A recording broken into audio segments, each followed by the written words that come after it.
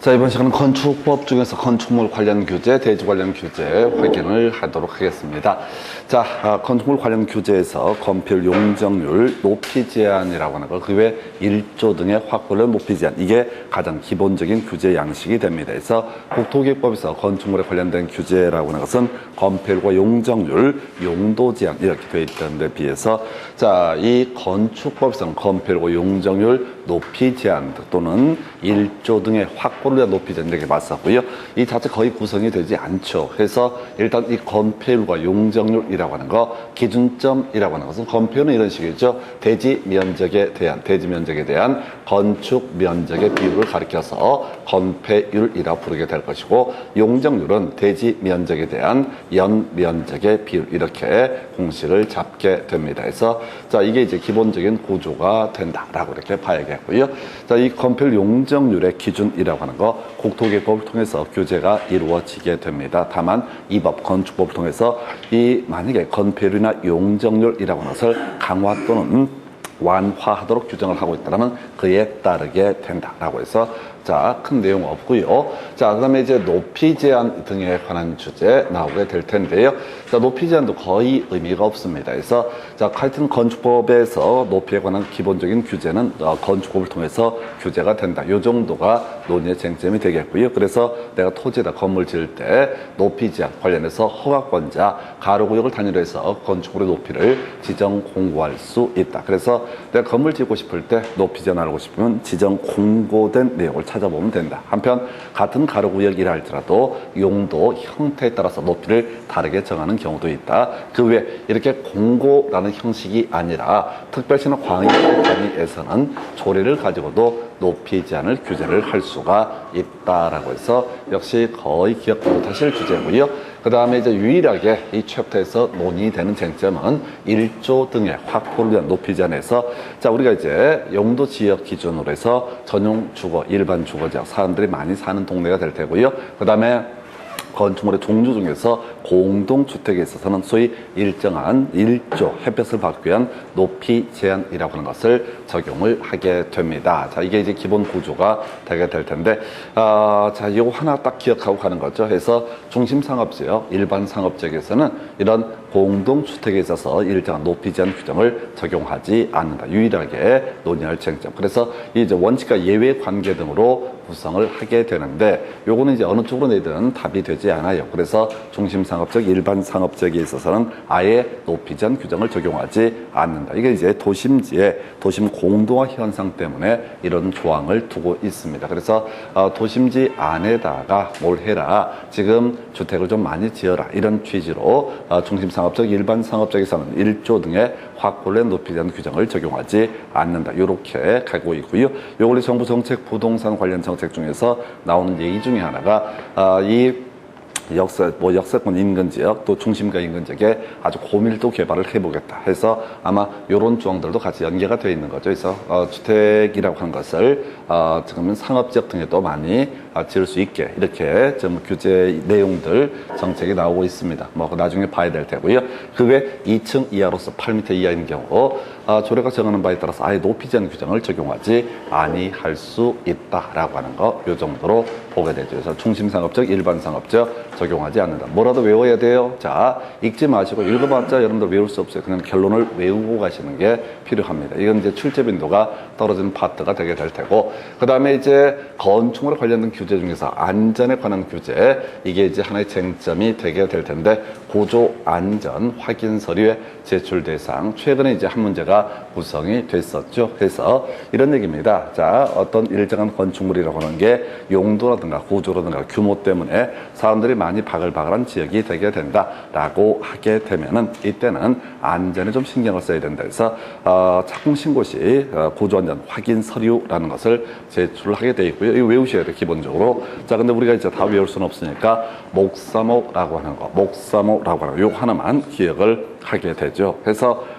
나머지 내용, 단독주택이다 또는 공동주택이다 라고 하는 거, 또는 높이가 13m, 처마 높이가 9m, 기둥과 기둥 사이 거리가 10m 이상 등 뭐 이런 요건들이 문제 구성이 될 수가 있는데, 일단은 자 목사모라고 해서 목구조 했을 때는요 3층 이상 그리고 연면적 500 이상이 되면은 구조 안전 확인 서류를 제출해라 해서 외울 항목이 뭐라고요? 목구조 3층 이상 500 이상이라고 하는 거, 목사모라고 하는 게 논의의 포인트가 되게 됩니다. 목사모라고 하는 거 이거 외우셔야 돼요. 그런데 이제 이게 이미 한번 나왔기 때문에 기억하실 주제가 자 창고, 축사, 작물 재배사 그러하지 아니하다 해서 아닌 걸 미리 외우고 들어가야 돼. 지금 인 거를 가지고 이미 문제 구성이 됐거든요. 그럼 미리 이제 아닌 거 외우고 들어가셔야 됩니다. 그래서 우리 비슷한 논리 구조로 공부했던 것이 건축 신고라는 개념이 겁나 많이 있었습니다. 그래서 특히 대수선 관련해서 수선 6개 수선 등은 신고하면 허가를 받은 것으로 본다. 이런 논리 구조로 가게 되는데 그 중에서 증설해체 변경은 허가를 받아야 된다라고 하는 거 미리 외워야 된다고 그래서 증설해체 변경 허가를 받아야 된다. 뭐 학원에 와서 수업을 듣는다고 해결되는 거 아니고요. 외우셔야 됩니다. 뭐라도 외우셔야 돼. 이게 다 외울 수 없으면 최소한 구조안전 확인 서류 하게 되면 목사모 그나만 자 창고 축사 작물 재배사 제외라고 하는 거 이거 외우고 들어가셔야 돼. 자 뭐 공부는 막 되게 간단해요. 외우면 점수가 나오고 안 외우면 점수가 안 나옵니다. 그래서 자 목사모라고 하는 거 창고 축사 작물 재배사 제외. 그래서 일단 이거 외우시고 나머지 시간 되면은 나머지 이슈들 검토하시게 되는데 어차피 시간 없을 거예요. 그래서 목사모라고 하는 거. 이게 여기까지가 바로 건축물의 안전까지 해서 건축물에 관한 규제가 되게 될 것이고요.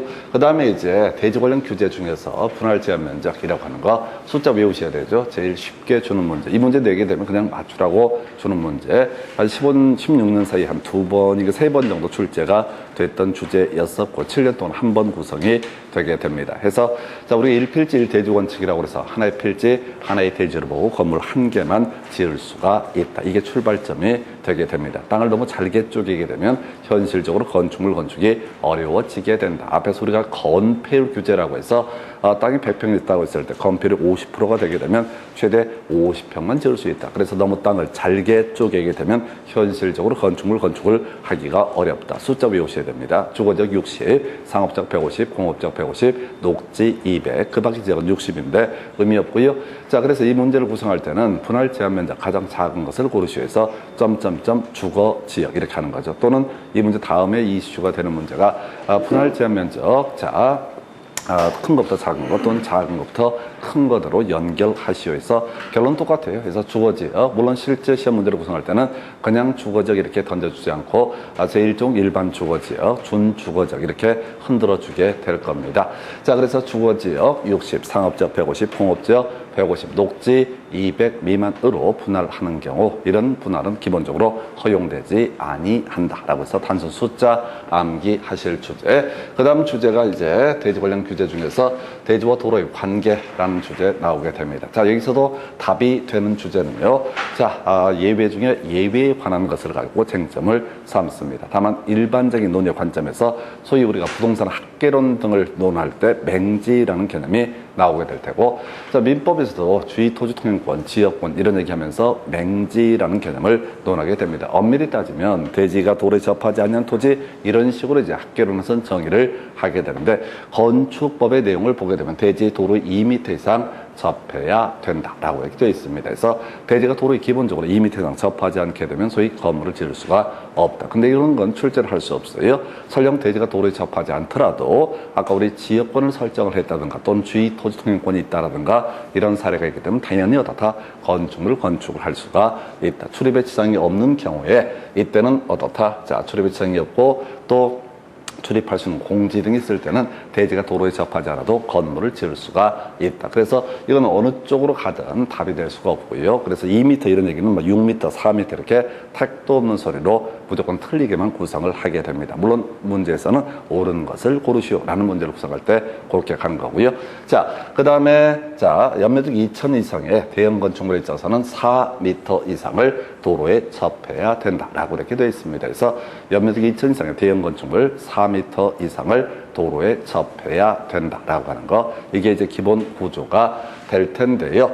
자, 특례 조항을 보게 되면 공장이라고 하는 거 3000 이상일 때 4m 이상을 접해야 된다. 이게 이제 과거에 출제 이슈가 됐어요. 논리 구조는 그렇습니다. 건물의 종류 중에서 공장이라고 하는 거, 자, 많이 지을 수 있게 해줘야 되거든요. 그래서 규제를 완화시키는 차원에서 일반적인 건축물은 2천 이상일 때 4m 이상을 접해라라고 되어 있는데, 공장은 규제를 완화하는 차원에서 3천 이상일 때 4m 이상을 접해라, 이런 것이 자 7년 사이에 딱 한 번 이 챕터에서 답을 뽑았던 주제가 될 테고, 그 다음에 축사나 창고, 작물재배사 이런 것들은 아예 접하지 않아도 된다. 그래서 결국은 예외 2개 조항 외우셔야 됩니다. 그래서 그냥 나머지 공부를 할 때도 제발 읽어보지 마요. 물론 책도 안 보겠지만은 결국은 외우셔야 되고, 외우시려면 그냥 포인트만 계속 기계적으로 가셔야 돼요. 어차피 시험 본인이 보시는 거야. 전쟁입니다, 전쟁. 지금 몇 달 개고생했는데 점수 안 나오면 또 내년에 또 하게 돼 있어요. 다시는 안 할 것 같죠? 한 문제, 두 문제 틀려봐요. 어제 상담 오신 분이 그거야. 자, 공부 뒤지게 잘했어. 내가 어떻게 일이 꼬였는지. 공시법에서 3문제가 4문제 맞췄잖아. 떨어질 줄 알았어. 없으니까 하는 소리인데, 너무 많이 공부를 하는 거야. 너무 진지하게. 그래서 이게 이제 뭐냐면 쉬운 것들을 잘 맞춰내야 되는 게 능력인데, 그분같이 이제 공부가 좀 되신 분들이 빠진 함정이 뭐냐면 어려운 거 위주로 연구를 해. 그래서 제가 아직도 기억에 남아요. 그래서 뭐 와서 물어봐요. 그래서 그 당시에 했던 소리가 요렇게 보시면 됩니다. 그러니까 당신은 그렇게 해석합니까? 이렇게 머리가 너무 굵어버린 거지. 그래서 떨어지는 거야. 요는 기본적인 것들, 공시법이 그에도 그렇게 뭐 3문제, 4문제 맞출 만큼 어렵게 안 나왔어요. 그냥 개나 소나 다 맞출 수 있는 문제가 7, 8문제가 되는데 너무 어렵게 공부를 하는 거예요. 그래서 요는 외우셔야 돼. 연구를 하는 게 아니라, 이게 무슨 의미가가 아니라 그냥 기계적으로 외우는 게 필요합니다. 그래서 공장 3천 이상일 때 4m 이상을 접해야 된다라고 하는 거. 그 다음에 대축사와 작물재배사는 사람이 살지 않기 때문에 여기는 돼지가 접하자 4m 이상 접하지 않아도 된다. 이것만 기억하시는 거예요. 그래서 공장과 축사. 그래 봐봤자 지금 7년간의 통계를 가지고 보면 딱 한 문제밖에 안 나왔어요. 이것도 못 외워. 이것도 수험생들이 안 외워. 그냥 대충 듣고 뭐 그런가 보다. 시험 보면 다 전쟁이야. 그래서 공장은 3천 이상. 공장은 어떻게 외우셔야 돼? 공식을 만들어서 외워야 돼. 눈으로 대충 보고 나서 그렇구나. 아무 의미 없어. 좀 이따 또 물어봤을 때 바로 튀어나와야 돼. 그래서 공식 같은 걸 자꾸 만드셔야 돼. 누가? 스스로 만드셔야 돼. 스스로 만들면 절대 잊어버리지 않아요. 공장은 3천 이상일 때. 그럼 이렇게 가는 거지. 034 이런 식으로 해서 공장은 3천 이상일 때 어떻다? 4m 이상 접해야 된다. 이런 식으로 자꾸 만들어야 돼. 머리가 폼이 아니라고요. 이걸 외우려면 노력을 하셔야 된다니까. 듣고 이해하는 거는 누구나 다 할 수 있어요. 근데 034 공장은 3천 이상일 때 4m 이상을 접해야 된다. 이런 식으로 기계적으로 외우셔야 돼. 034 라고 하는 거 요렇게 접근을 해야 되겠고요. 자, 그 다음에 이제 논의하게 될 주제가, 자, 도로면 이거 거의 의미 없는데, 자, 일단 기본 구조, 대지라고 하는 것은 도로면보다 낮아서는 아니 된다. 자, 대지가 도로보다 낮게 되면 빗물 등이 들어오게 됩니다. 근데 예외 항목이 있어요. 대지의 어떤 배수에 지장이 없거나 건축물의 용도상 방습의 필요가 없을 때는 인접한 도로면보다 낮아도 된다라고 해서 큰 의미 없고요. 자, 옹벽의 외벽면에 설치할 수 있는 거, 지지를 위한 시설, 배수를 위한 시설의 설치는 다 가능하다라고 해서 지지, 축대가 무너질까봐 나무 같은 걸로 받쳐놓는 거, 이런 것들은 설치할 수 있고요. 그 다음에 PVC관 등을 심어가지고 장마철에 물 빠질 수 있게 배수를 위한 시설의 설치는 가능. 문장 보지 말고, 문장이 되게 짜증나게 돼 있으니까 지지를 위한 시설의 설치는 가능하다. 배수를 위한 시설의 설치는 가능하다. 자, 지지할 수 있는 시설 설치할 수 있고요. 배수를 위한 시설의 설치도 가능하다. 그래서 자, 요거를 이제 이렇게 문제 구성하죠. 자, 옹벽의 외벽면에는 지지를 위한 시설의 설치할 수 없다. 이런 식으로 이제 말장난들을 하게 됩니다. 그래서 문장을 보려고 하지 말고 내용을 외우셔야 돼. 지지를 위한 시설, 배수를 위한 시설의 설치는 가능하다. 그 정도까지. 자, 이게 옹벽 보면 또 생각할 게 있죠. 앞에서 지난 시간에 외웠던 거 2, 4, 6이라고 해서, 자, 2m를 넘는 옹벽 탐장 축조 신고 대상에 해당이 된다. 4m를 넘는 광고판 축조 신고 대상이다. 6m를 넘는 각종 탑과 지금 탑, 그다음에 굴뚝 이런 것들은 축조 신고 대상이 된다. 그래서 2, 4, 6, 80 이렇게 가는데 일단은 2, 4, 6까지라도 똑바로 외우셔야 됩니다. 그래서 이 정도 보시면 좋겠고, 그다음에 이제 잘 내지는 않는데 한번 또 가보십시다. 자, 건축선이라는 개념이 나오게 되죠. 그래서 건축선 건축 가능성이라는 개념이 되게 됩니다. 이게 그림까지 막 나와 있고 이런 것들은 자 사실은 전혀 시험에 낼 수가 없습니다. 20회 때 한번 구성이 됐는데 자 단순화시켜야 돼. 그림을 가지고 문제를 구성하는 사례가 20회 때 한번 구성이 됐었고 거의 안 나와. 그러니까 이 어렵고 쉽고의 문제가 아니라 뒤에 건축선 지정의 효과라는 개념을 외우셔야 되는데 간단히 설명드릴게요. 자 도로는 기본적으로 4m라는 요건을 충족을 해야 됩니다.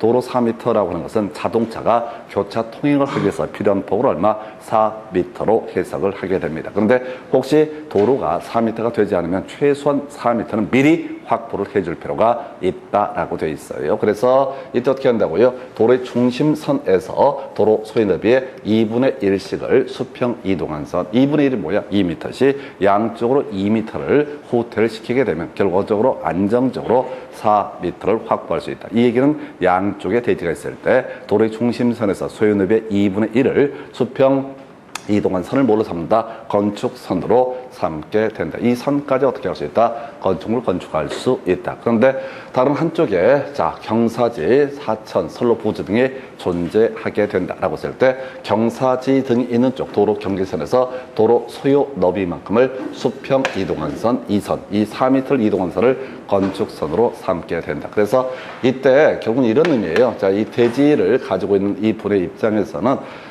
건축선과 도로 경계선 사이 부분의 면적에는 건물을 지을 수 없고요. 자, 그래서 이게 건물 지을 수 없기 때문에 자동으로 이 부분은 대지 면적 산정할 때 제외하게 된다. 이런 논리 구조가 되게 됩니다. 그러다 치고 지금까지 나왔던 출제 이슈는 바로 일단은 건축물이라고 하는 거. 건축선 삐져나와서 건물 지을 수 없다. 그래서 이게 이제 지표 위 부분과 지표 아래 부분으로 대별을 해보게 되는데 자, 건축물과 담장의 지표 위 부분은 어떻다? 건축선의 수직면을 넘어서는 아니 된다. 이렇게 정의합니다. 그래서 건축선을 삐져나와서 건물을 지을 수가 없다. 그럼 출제 포인트, 답이 되는 포인트. 요즘에 거의 안 나왔는데 자, 이 하나 갖고 구성을 하고 있어요. 건축물 담장의 지표 아래 부분은 건축선의 수직면을 넘어도 된다. 이렇게 해석을 하게 됩니다. 그래서 건물 지을 때, 기초공사할 때 건축선의 수직면을 넘어서서 짓더라도 다 문제가 되지 않는다. 혹시 공부를 하실 것 같으면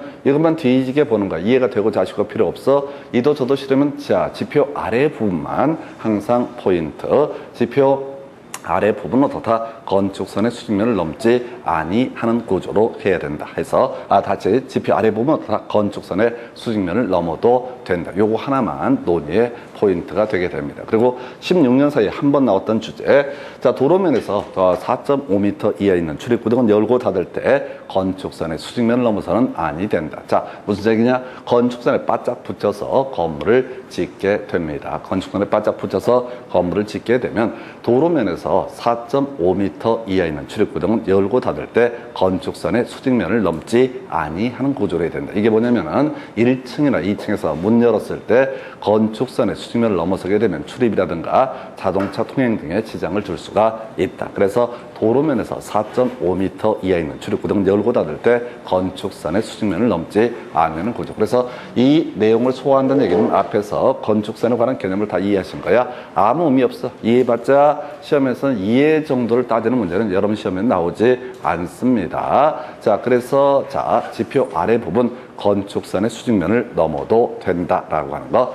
또 하나가 도로면에서 4.5m에 있는 출입구등은 열고 닫을 때 건축선의 수직면을 넘어서는 아니 된다. 자, 다시 도로면에서 4.5m 이하에 있는 출입구등은 열고 닫을 때 건축선의 수직면을 넘어서는 아니 된다. 이 얘기하고 자, 건축물 담장의 지표 아래 부분은 건축선의 수직면을 넘어도 된다라고 하는 이걸 외우셔야 돼. 그래서 나머지 앞의 내용들은 거의 과정에 불과하고요. 그 다음에 이제 공개, 공지라는 개념. 자, 통계적으로 얘도 한 7년 사이에 한 3번 가까이 나왔던 드문 주제. 우리 앞에서 겁나 많이 나왔던 주제 중에 이런 거 있었죠. 제풀, 시설, 실, 건축법을 적용하지 않는다. 7년 동안 3번 나왔으면 건축법에서는 가장 많은 출제 빈도가 보여지는 것이 제풀, 시설, 실이라고 하는 것이 이슈가 되게 될 테고요.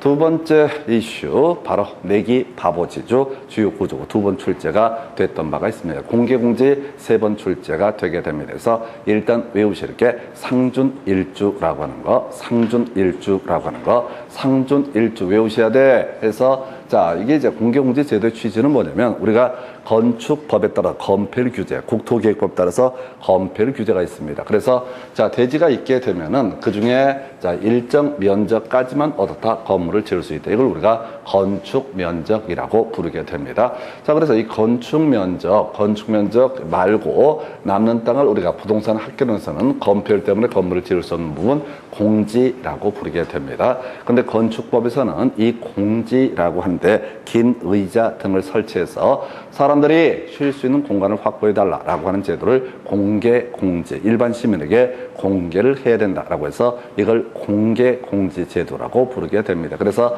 결국은 낮 시간대 사람들이 바글바글한 그런 지역에 대해서 공개공지를 설치를 하게 되는데요. 상업적 전부 해당됩니다. 낮 시간대 바글바글, 준주거지역, 준공업지역, 상준 이렇게 갔었고요. 그 다음에 일주에서 일반 주거지역, 공개공지 설치 대상 지역이 되게 된다 해서 상준 일주 외우셔야 돼. 뒤에 문제가 이게 2번인가 3번 연속 나오거든요. 근데 더 놀라운 건 수험생이 그런 문제를 틀린다는 거지. 그러니까 아무 생각이 없는 거야. 그래서 기본적인 맥락도 안 외우는 거예요. 상준 일주. 그러니까 최소한 다 떠나서 상준 일주를 틀리면 그냥 증을 따고 말고를 떠나서 어디 가서 시험 봤다고 얘기도 하면 안 돼. 쪽팔린 줄 알아야 돼요. 이건 그냥 도배하는 문제라고, 도배하는 문제. 그러니까 대가리가 다 완전 닭이 아닌 바야. 이건 무조건 다른 거 틀려도 돼. 근데 어려운 거 틀려도 되지만 이런 문제는 절대 틀리면 안 돼요. 절대 실수로 해서는 안 되는 게 상준일주. 자, 상준일주에 대해서 다 공지 설치한다. 그럼 이제 아예 답을 외우고 가는 것도 하나의 방법이야. 자, 우리가 주거지역은 전일준 이렇게 나누어 보게 됩니다. 그래서 지금 준주거지역, 일반 주거지역은 공개공지 설치 대상 지역이다. 그러나 전용 주거지역은 공개공지 설치 대상 지역이 아니다라고 할 것. 두 번째, 일반 공업지역 나와 있습니다. 해서 준공업지역, 일반 주거지역, 공개공지 설치 대상이 되게 됩니다. 근데 일반, 자, 공업지역이라고 하는 것은 다 공개공지 설치 대상 지역이 아니다라고 해서 상준일주라고 하는 거, 상준일주라고 하는 거, 상준일주 외우셔야 된다고 지금 이런 내용들을 제가 쭉 설명을 드리잖아요. 실제 복습하실 때는 10분, 15분 안에 다 끝내셔야 돼요. 그래야지 이게 제대로 외워지는 거지. 의미 새기고 지랄하고 이렇게 하면 완전 말려버립니다. 그냥 기계적인 부분이야. 상준일주. 그래서 이렇게 이런 지역에다가 이 빈 공간에다가 긴 의자 등을 설치를 했다고 쳤을 때, 자, 이때 공개공지 면적, 대지 면적의 100분의 10이야. 10%까지만 공개공지를 설치하게 된다. 이건 이제 앞에서 우리가 상업적에서 요 건폐를 보면 9887에서 중심 상업적에서 건폐율 최단도가 90%입니다. 그래서 남는 땅, 최소한 대한민국 어느 땅이 됐든 10%의 땅은 남게 된다. 그래서 10% 땅에 대해서는 10% 이하의 보험주에서는 공개공지를 설치해야 된다. 자, 설치 효과라고 해서, 자, 뼈대 3가지죠. 우리 건축물 관련 규제, 건폐율과 용적률과 높이 제한이 있게 될 텐데, 자, 이때 용적률과 높이 제한 1.2배까지 완화 적용한다. 2가지 유형으로 나옵니다. 건폐율 완화 적용할 수 있다. 요렇게 장난을 하나 치고요. 숫자 1.2배라고 하는 거, 요걸 갖고도 구성을 하게 됩니다. 그래서 상준일주라고 하는 거 10% 이하, 그 다음에 용적률하고 높이 제한 1.2배까지 완화 적용하게 되는 거, 이게 바로 뭐가 된다? 공개공지 제도라고 하는 거에서 이건 무조건 틀리시면 절대 안 되는 주제예요. 그 다음에 이제 자, 간단하게 갈 주제 나와 있습니다. 조경이라고 하는 거 하나만 외우는 거죠. 물류시설이라고 하는 거, 주거적 상업적의 물류시설이라고 하는 것은 어떻다? 조경 의무가 있다. 나머지는 다 어떻다? 조경 의무가 없다라고 해서 앞에서 공부할 때 그런 얘기를 했던 바가 있습니다. 뭐가 있었냐면 바닥 면적에 산입하지 아니한다. 건축 면적에 산입하지 아니한다. 다 산입하지 아니한다. 가짜 노대, 가짜 사랑만 바닥 면적에 산입한다. 이따구로 가듯이 조경이라는 명제가 나오게 되면, 자, 설치해야 되는 것은 바로 물류시설 하나만 기억하시고 나머지는 어떻다?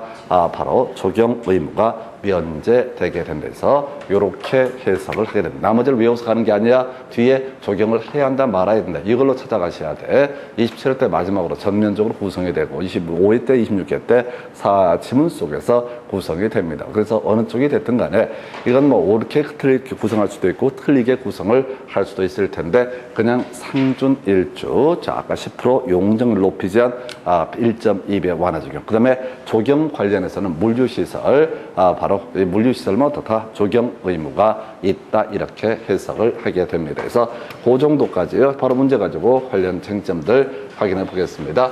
자, 용적률은 얼마인가 라고 해서 옛날 문제 패턴인데요. 공식을 머릿속으로 떠올리셔야 돼. 용적률은 대지 면적분의 연면적이라고 하는 거. 대지 면적분의 대지 면적에 대한 면적의 비율을 가리켜서 용적률이라고 부르게 됩니다. 자, 그래서 이 연면적은 지난 시간에 공부할 때 용적률과 관련한 연면적은 지하층 면적과 지상층의 주차공간 면적 등을 다 제외한다 라고 이렇게 설명을 드렸습니다. 자, 그래서 정리하게 되면 대지 면적이 1000제곱미터라고 주어져 있는 상태가 되게 될 것이고요. 그 다음에 이제 지금 주어진 건물 지하층은 아무런 의미가 없고 연면적의 기본 정의 각층 바닥 면적의 합계라고 정해 있었습니다. 각층 바닥 면적의 합계. 그래서 앞에서 문제 보실 때 바닥 면적을 구하시오라는 문제가 나오게 되면은 연면적을 먼저 계산한 다음에 그걸 층수로 나누게 되면 그게 뭐가 된다? 바닥 면적이다. 외우라고 그래도 외워야 돼. 그러니까 이렇게 툭 던지면 그렇지, 이런 식으로 이 정도는 완전히 숙달이 돼도 시험장 가서 만만치가 않아요. 이게 거의 시험 문제가 계속 느끼는 건데 스피드 퀴즈 딱 뜨면 딱 나오. 이 정도가 돼야지 실제 시험장에서 점수가 나오지 그냥 보고 나서 이해하고 이렇게 해서는 전혀 점수 안 나옵니다. 그럼 몇 년을 해도 전혀 답이 안 나와요. 그래서 이게 다시 자, 몇 개 용어의 정의. 자, 연면적. 원래 정의가 각층 바닥 면적의 합계라고 하는 거. 자, 그 다음에 또 하나가 자, 이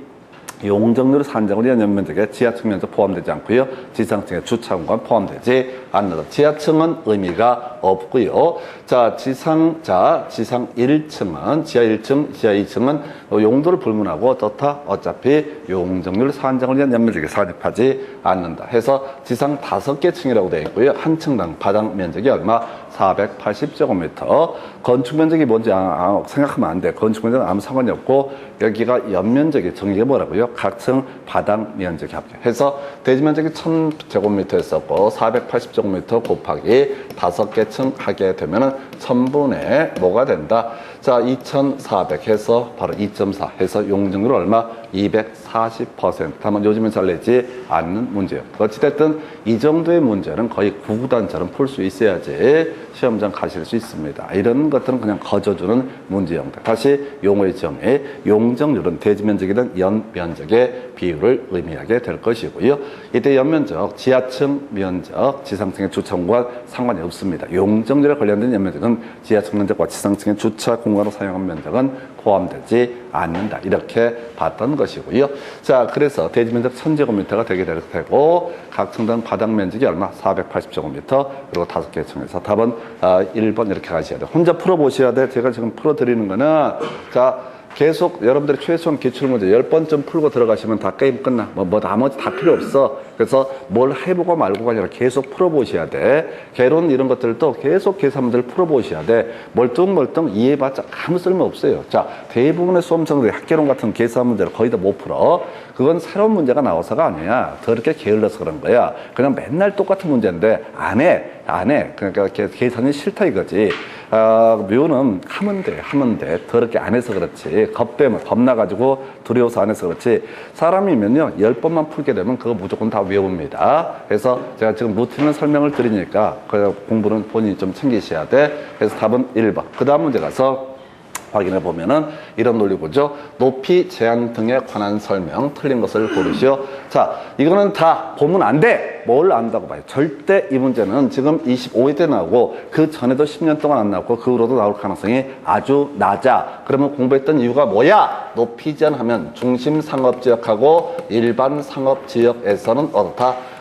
공동주택에 대한 높이 제한 규정을 적용하지 아니한다. 이거 외워달라고 그랬잖아요. 이거 하나만 외워달라고 그랬어요. 자, 이것만 출제 기술상 답을 구성을 할 수가 있어요. 나머지는 원칙과 예외의 문제니까 원칙을 내든 예외를 내든 아사리판이 되게 돼요. 그래서 그냥 미리 답 외우고 들어가시는 겁니다. 31일에 똑같이 문제를 내더라도 사람들 전혀 이런 걸 분석을 못해. 그러니까 일 없이 정북 방향 격리, 정남 방향 격리 읽어본다고. 읽어보는 게 아니야. 답은 100% 정해져 있어. 그걸 다 외우지 않았을 뿐이고, 이게 100% 모든 문제가 그렇다는 게 아니라 한 70% 이상 자 문제는 우리가 눈에 담아두는 문제들은 무조건 답이 정해져 있어. 근데 사람들은 그걸 문제를 풀려고 그래요. 문제 풀 시간 없습니다. 그래서 1조 등의 확보를 높이지 않는 관련해서는 자, 역세권 중심가 이런 지역에서 공동주택 건축을 많이 동기하기 위해서 중심상업적, 일반상업적에서는 어떻다? 아예 적용하지 아니한다. 그래서 답 2번인가요? 일반상업적 적용된다. 해서 틀린 것을 고르시오. 나와 있죠?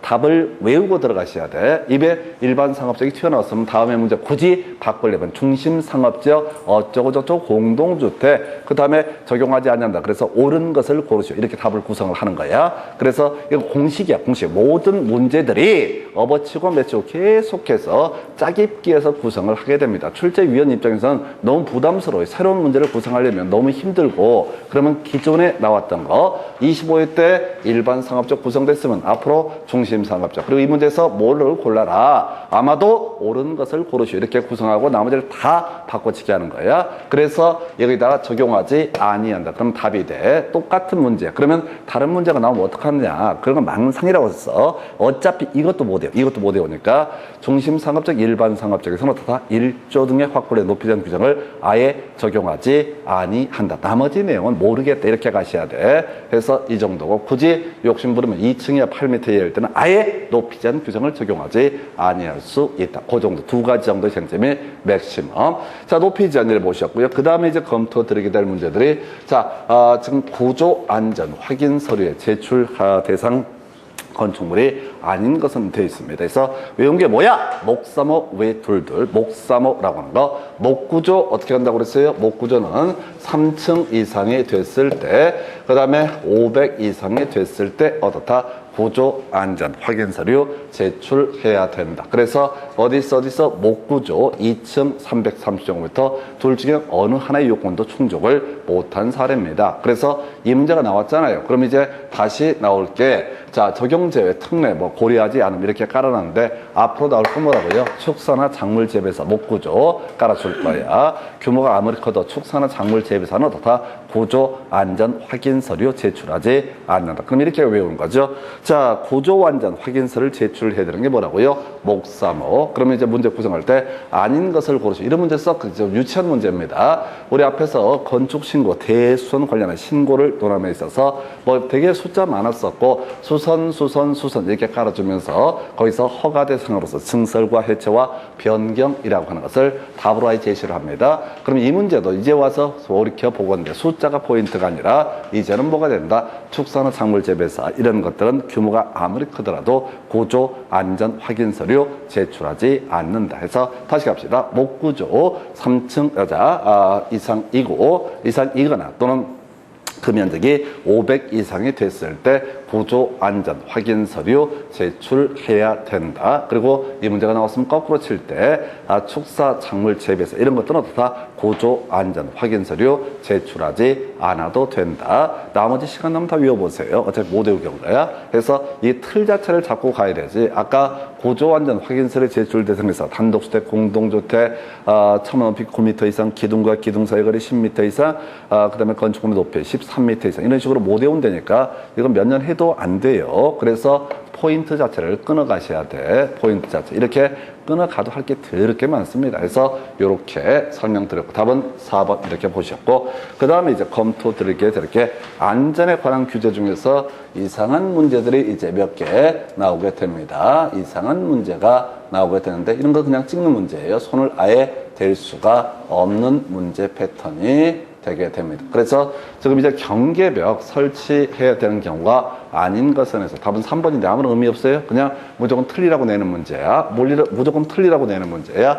이런 것들은 그냥 공부를 딱 할 때 작년에 건축법에서 이런 문제가 몇 개가 도배하듯이 나와버렸는데 딱 보는 순간 아셔야 돼. 이때는 어떻게 돼? 연필 굴리시면 됩니다. 괜히 읽어보지 마요. 그건 멍청한 짓거리야. 어차피 단순 암기를 해서 물어보는 건데 안 외웠다는 것을 스스로 알고 있어. 그러면서 괜히 한번 읽어봐. 그러니까 그 머리 나쁜 거야. 지금 이게 앞으로 쉬운 것들이 곳곳에 깔려 있는데 쓸데없는 걸 쳐보다 보면 나머지조차도 어떻다고요? 다 망가뜨려. 그러니까 아예 각진 볼펜 하나 들고 들어가시라고 해서 이런 공법은 이 방법이 없어요. 공법은 일반 수험생 입장에서 한 40% 가까이 30%에서 40%를 찍어야 돼. 과목 자체가. 그러면 각진 볼펜을 들고 가는 게 인간된 도리야. 아니 그렇게 해야 된다. 방법이 없어요. 이런 건 학원 강사인 저도 뭐 20년 강의했어도 몰라. 이게 뭔 소린지. 이게 시행령 이 법조문을 보면 종류가 막 열 몇 개가 쫙 깔려 있어. 그걸 다 외워야 된다는 얘기인데 손을 댈 수가 없는 문제 패턴입니다. 그래서 답은 3문제 아무 의미 없어요. 그 다음 문제도 지금 여기다 다 여기 몰아놨는데 자, 층수가 63층이고 높이가 190m인. 그래서 기억 하나만 알 수 있어. 그래서 50층 이상이거나 높이가 200m 이상. 둘 중에 하나의 요건을 갖춘 뭐가 된다? 초고층 건축물이라고 하는 거. 그 다음에 이제 세계 30개 층마다 어떻다? 한 개소 이상의 바로 그 피난구역이라고 하는 것을 피난 안전구역을 설치를 해야 된다. 그래서 이거는 이제 상식 정도를 하나 기억하실 것. 롯데 저기 이제 잠실 쪽에 지어놨던 그 110몇 층짜리 빌딩, 그게 30층 단위마다 빈 공간이 있습니다. 그게 이제 피난 안전구역이라는 개념이고, 이 피난 안전구역은 우리 앞에서 용적률, 산정을 위한 연면적을 논함에 있어서 어떻다? 바로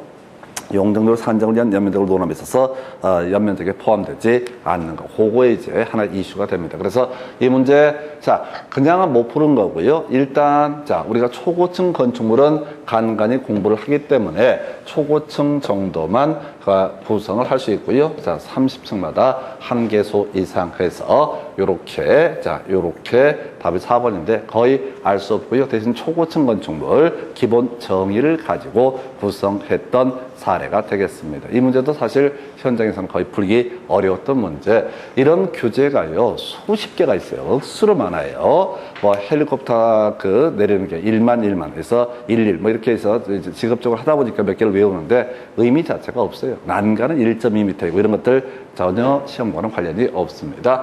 그 다음에 이제 검토 드리게 될 주제. 자, 지금 보니까 범죄 예방 기준에서 이게 세대수 300세대인가 요걸 가지고 답을 뽑았는데 의미 없어요. 이런 것도. 자, 넘어가서 자, 이제 대지 관련 규제 여기서부터 볼까요? 대지와 도로의 관계 등에 관한 설명. 틀린 것은 해서 다시 외웁시다. 대지와 도로의 관계에서 03034라고 하는 거. 요거 하나 외웠었죠? 034.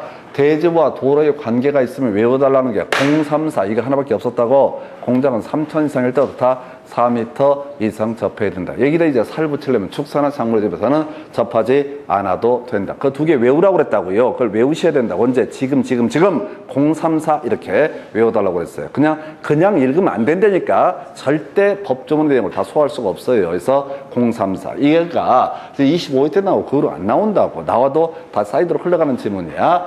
1번 2000제곱미터 이상 공장 4m 이상을 접해야 된다 해서 답 1번 이렇게 구성을 합니다. 공장은 얼마? 3000 이상일 때 4m 이상을 접해야 된다라고 할 것.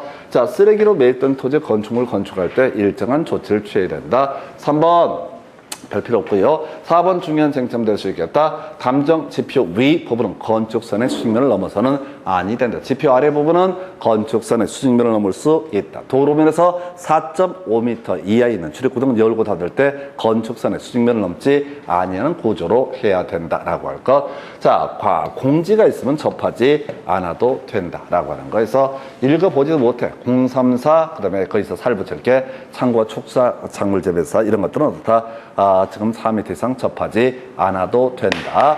창고 축사 작물집에서 접하지 않아도 된다. 공장은 얼마? 3000 이상일 때 4m 이상을 접해야 된다. 그래서 이게 스토리가 없다고. 스토리가 하도 내용이 많기 때문에 원래 개별 스토리가 다 있는데 그렇게 공부했다가는 양이 억수로 많아져서 답이 안 나와. 그냥 034 이렇게 가주실 것. 그 다음에 이제 검토 드리게 될 둘째. 자, 분할 제한 면적인가요?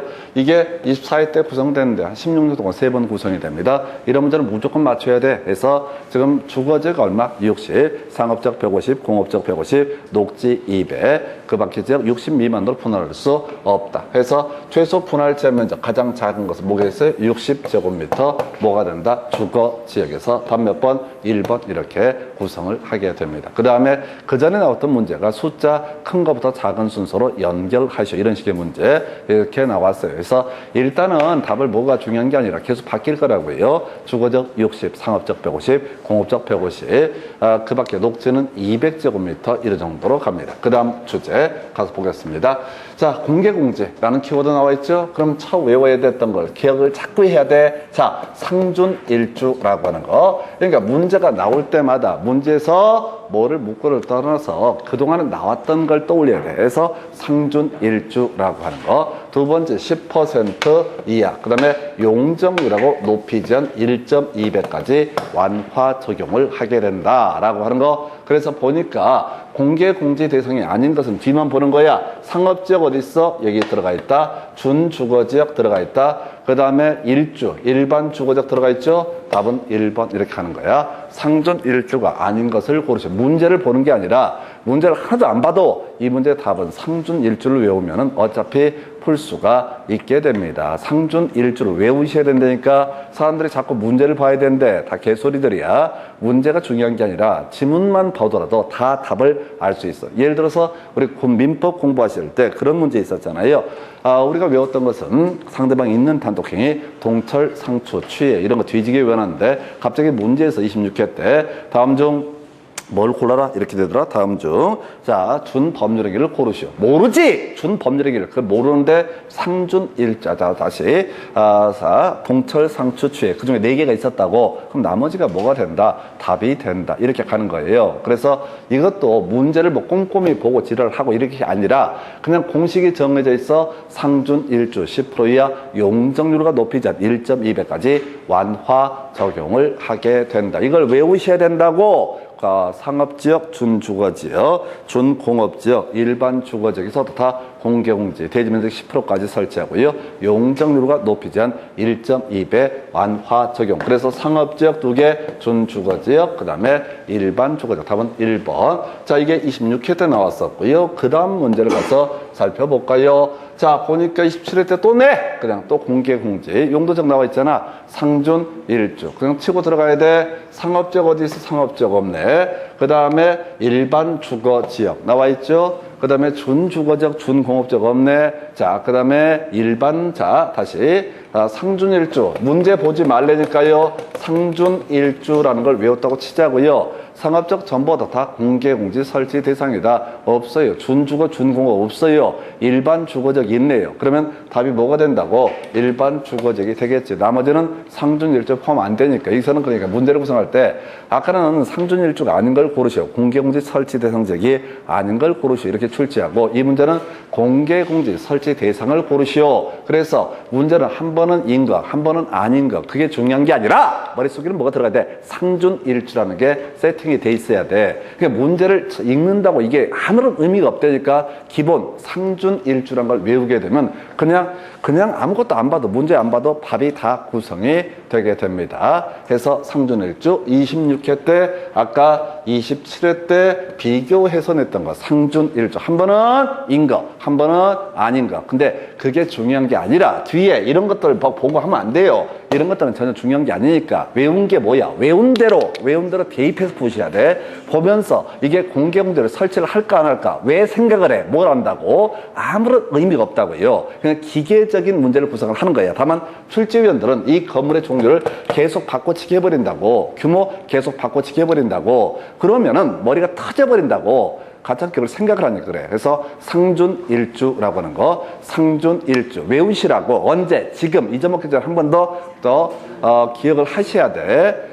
이거 틀리면 이건 사람 된 도리가 아니지. 건축법에 아까 보시면은 손도 못 댈 문제를 막 깔아버린다고요. 그런 문제는 볼펜 굴려서 찍는 걸 제외하고는 답이 안 나와. 대신 어쩌다 이렇게 루틴대로 내는 문제가 나와주면 이건 100% 다 맞춰요. 절대 실수를 해서는 안 돼요. 그래서 상준일주라고 하는 거 이렇게 해서 두 문제 26개 27회 문제 보셨고 그 다음에 이제 이슈가 됐던 게 자 오래전에 24회 때 나왔던 문제 공개공지 면적은 대지 면적이 10% 이하 100분의 10 이하 그 다음에 용적률하고 높이제는 얼마? 1.2배까지 완화 적용할 수 있다. 그리고 이제 지문 형태로 구성할 때 건폐율 완화 적용 안 돼? 용적률하고 높이제 하면 얼마? 1.2배까지 완화 적용할 수 있다. 그러니까 결국은 문제를 뭐 풀어보고 자시고 이게 중요한 게 아니라 상준 1주 10% 이하, 그 다음에 용적률과 높이점 1.2배까지 완화 적용. 그 다음 문제 가서 확인해 보겠습니다. 자, 건축법령상, 자, 적용을 하지 않아도 되는 것.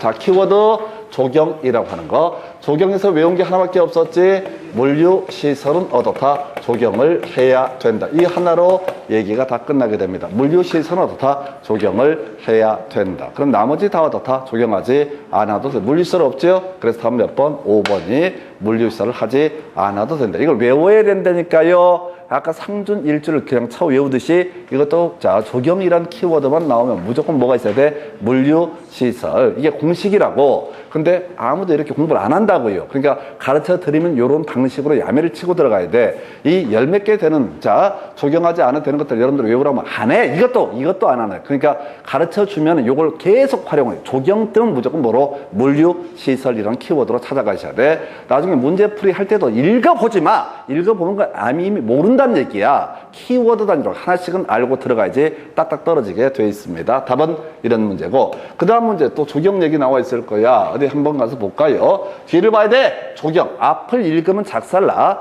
읽는 순간 모르는 게 부지기수로 나오니까 당연히 적용의 조치를 하여야 한다. 그럼 그 앞에 뭐 있어야 돼? 물류시설이라고 하는 게 있어야지 1번 명제가 어떻다? 오른편이 되는 거지. 뒤를 봐. 적용을 하지 아니할 수 있다. 그럼 뭐만 없으면 돼? 물류시설만 없으면 되는 거죠. 그래서 얘가 옳은 표현이 되게 되는 겁니다. 자, 3번 질문. 적용 등의 조치를 해야 된다. 앞에 뭐가 있어야 한다고요? 물류시설. 또 상고가 물류시설 아니냐고 생각하지 말라고 그랬어요. 그냥 기계적으로 푸는 거야. 그래서 물류시설 없으니까 적용 등의 조치를 해야 된다. 틀린 표현. 상업적에서 건축물에 설치하는 공개공지 면적은 대지 면적의 100분의 10 이하여야 된다. 10분의 10 이하여야 된다. 넘어야 된다. 해서 틀리게 뽑아내고 숫자까지 앞에서 읽어가면 당합니다. 100분의 10 맞고만 해서 대충 뒤를 봐버리면 놓치게 되게 돼요.